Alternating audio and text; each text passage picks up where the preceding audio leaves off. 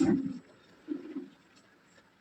માતાજી, જય ગોગારણા, જય દ્વારકાધીશ। જો અત્યારે આ બ્લાઉઝનું સીવવાનું ચાલુ કર્યું હોય, જો આનું ગળું બન્યું હોય મસ્ત ગળું હોય ને।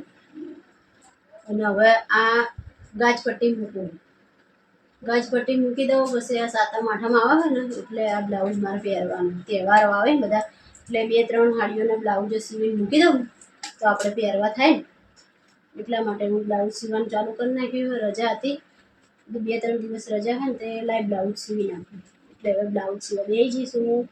પછી માનવ આવશે 12:30 વાગે, પછી ખાવાનું ચાલુ કરીશું, રાંધવાનું। રાંધી એ પાછું બ્લાઉઝ સીવા બેવાનું। નવરું તો રહેવાનું જ નહીં, ઘરે હોય ને એટલે નવરું નહીં રહેવાનું, કાંક ને કાંક કામ કરવાનું જ હોય મારે। હવે એ આ બ્લાઉઝ સીવી જાય, પતી જાય એટલે બાજરી સાફ કરવાની, ઘઉં સાફ કરવાના છે, એટલે બધું થોડા ઘણું કામ કરવાનું હોય ને બધું કામ પતાવી દઉં। જેમ કે પછી કાલનો દિવસ રજા, પરમ દિવસે પાછું કામ ચાલુ મારે સીવવાનું। હું ફોલ સીવવા જવું હાડીઓને, એટલે એમની હાલ રજા છે, એમની મમ્મી મરી જાય ને એટલે રજા રાખી। 2 દિવસ રજા એટલે 2 દિવસમાં જે ઘરનું કામ કરવાનું હોય કરી નાખું। પછી તહેવારો આવે એટલે બ્લાઉઝ સીવી નાખું, તહેવારોમાં પહેરી લેવાના। જય માતાજી, જય ગોગારણા, જય મિત્રો, આવજો।